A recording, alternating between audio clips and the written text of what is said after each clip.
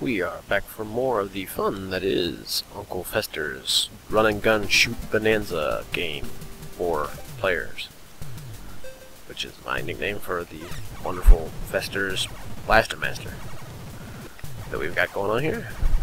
Now, I did go up and play through it a bit further because I'm pretty sure I'm going to get to the second boss, who originally I kind of thought was just a big, giant, dick move by the developers, and it still kind of is.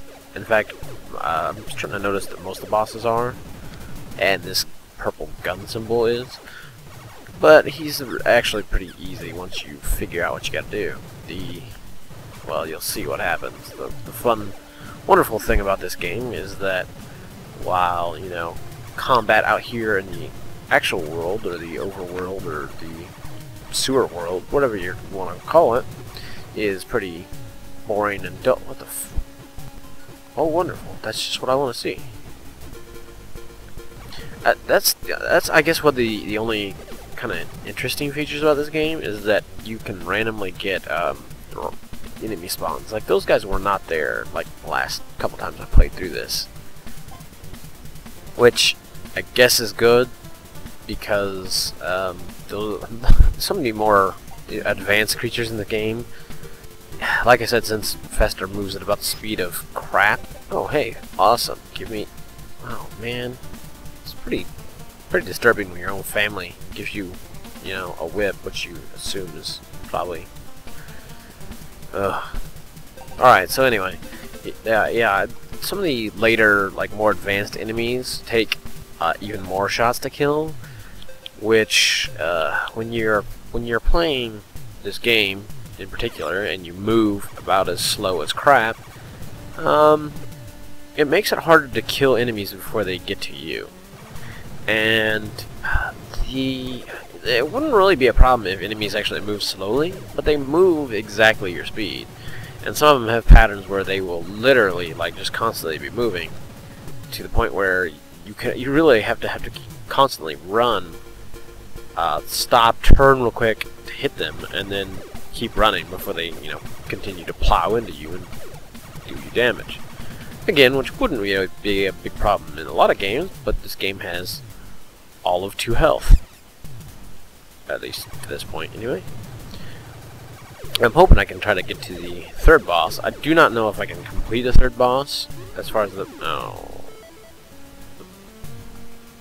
Oh, yeah, hey, you know what? No, stop hitting pause. Select is pause for some reason. Again, one of those weird games where start actually brings up your menu and select pauses. So here's the wonderful whip that we just got, which actually does so little damage that it's not even worth using. It might get more powerful as you get more whip icons, but in all seriousness, this is not... No. Yeah, see, or I can just use the gun and eventually murder them all. There we go. You know what, I gotta have full health.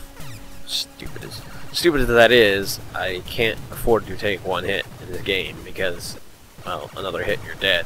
And, well, we all know where you go back to whenever you need to continue. So, now, where was I? Something about enemies really being terrible. The more advanced enemies, and again, there's no real guarantee that they'll pop up, but the more advanced enemies end up doing a lot of damage to you because you can't really kill them before they get to you. Oh, yeah, and the third boss. Like I said, I don't know if I'll beat him in this particular video, just because, well, this boss alone has just an aggravating moveset. Alright, our buddy here, Mr. Whips.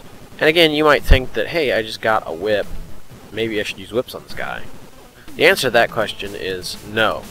Or that sentiment would be no, because, to be honest, this is the way you have to beat this boss. You have to constantly move back and forth between these 2 whips and hit him.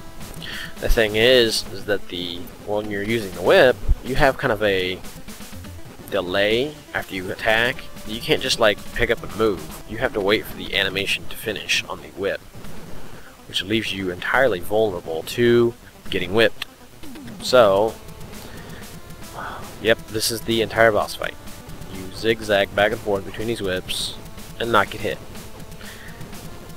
Which, again, wouldn't really be all that bad if it weren't for the fact that it takes a while. This is gonna be, you know, probably a minute long of just fighting this guy like this. Which, I mean, I can understand if it was just like, oh, hey, difficult, but once you figure out the pattern, hey, you've got him. It's easy ride to, you know, super something Phil. I don't know. Anyway, the boss is dead, and we get to move on after he finishes exploding. Thanks, jerk. We've got another piece of the clue. You know what? That better be a hamburger. That just better be a hamburger. I don't want to have to fight more guys to get the clues that, guess what? The alien spaceship that you saw at the beginning actually did kidnap people. Thanks, game. Thanks a bunch. Alright, let's see.